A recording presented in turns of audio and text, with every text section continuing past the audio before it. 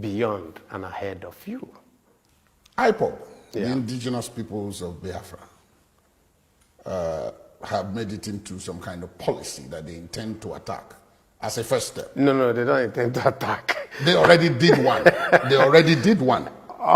Senator, they did one already.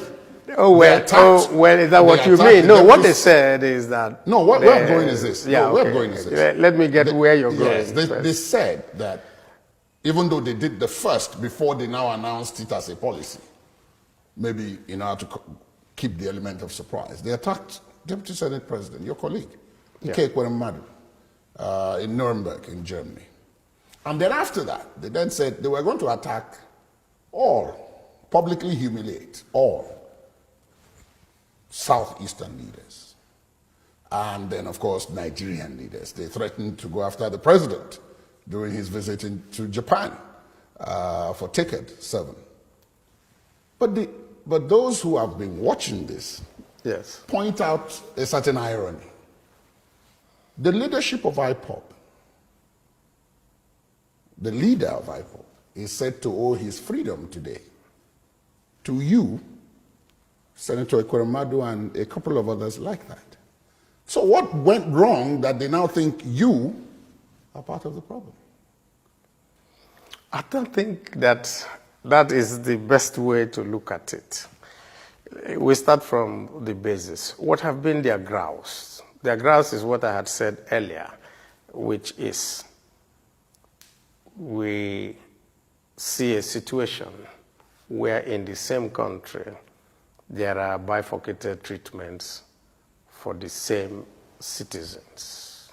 And so, if you're from the Southeast, first, you're denied access to national resources.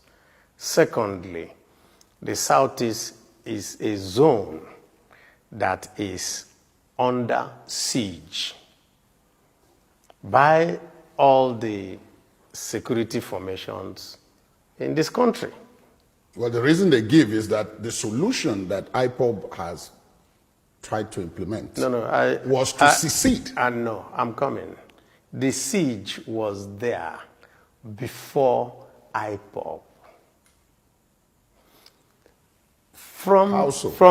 From any time that you can go back from the end of the Civil War till today, if you go from the town of Onitsha to Owerri and go from the town of Owerri to Aba, you will get not less than 140 police checkpoints. Every 1 kilometer, there's a police checkpoint. What do? They're not checking for security. They are simply extorting money from commuters on the road, from bus drivers, keke drivers, almost. People pay to be posted to the Southeast.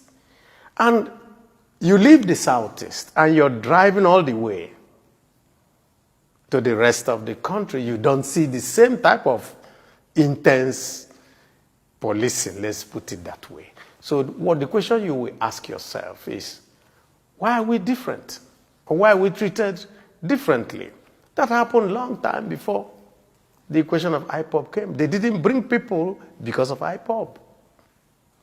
It is the fact that all these things had happened, that there was a deliberate policy to cripple all the ports in the Southeast region, Port Harcourt, Calabar, Warri, all those ones. None of them is working.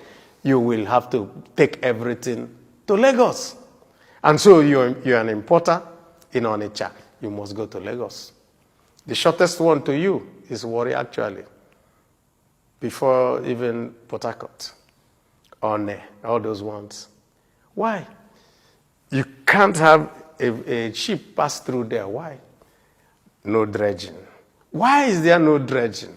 Federal government policy, no contracts for it. So you ask yourself, if this is like this way, then that means that there is a deliberate policy to keep us down or something.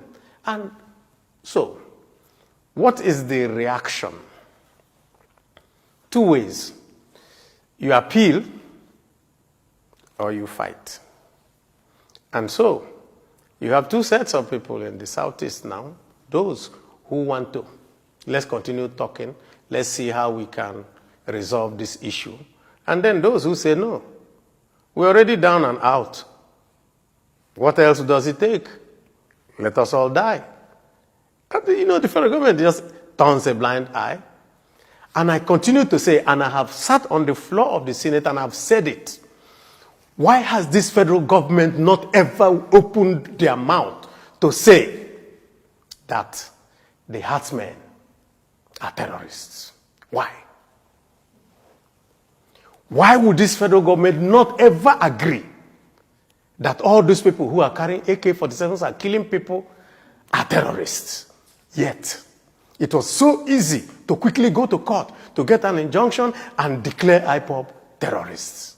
That means that in the mindset of those who are running this country today, they see some people as their enemies. They have not come out of the Civil War. 50-something years later, they are still fighting the Civil War. And so what they do today is that they come and call us. I'm a politician. I'm one of those who are seen as, and say, oh, don't worry. If you just be with us, we will make you president. And they think they are talking to fools. And they tell us, oh, don't worry. This is time for Igbo president. No Igbo man wants a president. What we want is that you restructure this country so that me and you, Ladi, we are seen as citizens. So that if I carry an AK-47, you jail me. It's not if I carry a flag, you jail me, and then I carry an AK-47, you say, leave him, he's our brother coming from Burkina Faso. How can that be? But you haven't touched on what I said. And what is that? About IPOB.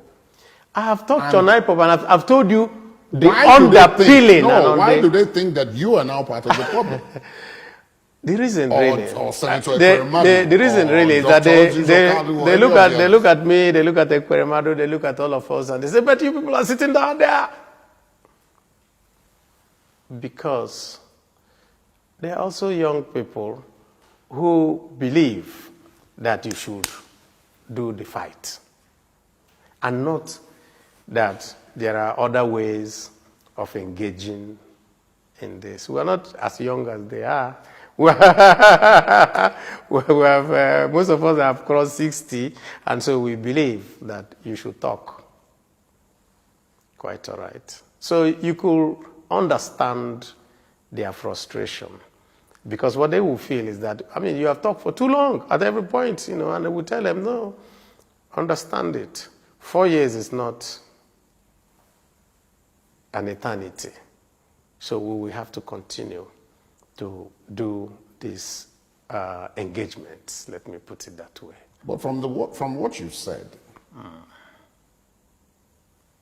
the political calculus, I've spoken to quite a number of people, and the political calculus is said to now favor the Southeast. It's not true. Not true. It's nothing but... If as the political alignments are, yes, and they have been since 1999. Yes. The South-South, the Southwest have each had a president. Yes. The Northwest has had a president. And now, if you take it beyond the geopolitical zones and you talk of simply North and South, it started in the South, it's gone to the North, it's come back to the South, it's gone to the North, and by 2023, it's supposed to come back to the South. In this chair you are sitting, Chief Edwin Clark, Chief John Wodo, have all said that in the case of Chief Clark, he was clear that there's no contesting it. Morality, justice, and even politics dictate that it is the turn of the Southeast. So when you say, as the most senior ranking Southeasterner in the government structure today, that that's not true, many people will be taken aback. Yeah, I'll have a very simple answer to that. If somebody cannot let you be his gate man, how is he going to give you the keys to his house to come and live in the house? And I've just pointed out to you, show me that one person in this present government of APC, apart from statutory people, who is in this government. Show me one. Statutory ministers. Of course, you must have ministers. That is what the Constitution. Tell me which other person. They have SGF, they have this, they have E, they have A, they have all those ones. They never let any person from the Southeast get near. And then they will tell the Southeasterner, oh, this and that they will get there. How are you going to get there?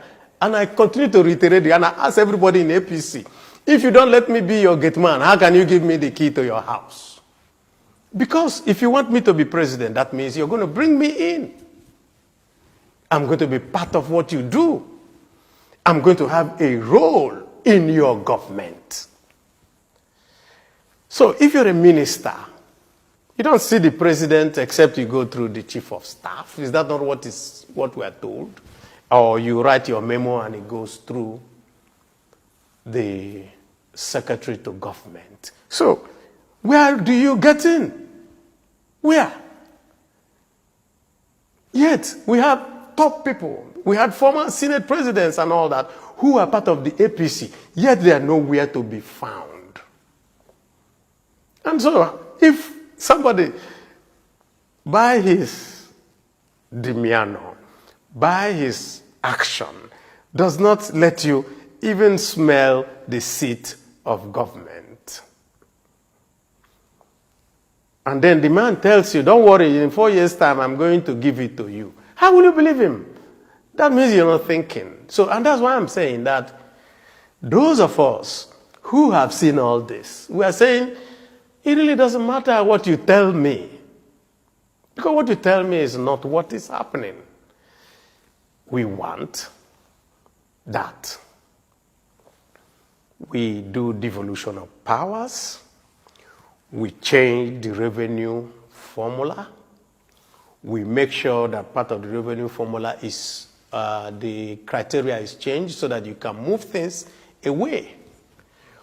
That population plays a part and no longer land mass and all that. Those are the things that we need to do for us to know that we are having a viable union. Senator Abribe, thank you My so pleasure. much. Thank you very much. My pleasure. Thank you very much. Thank you.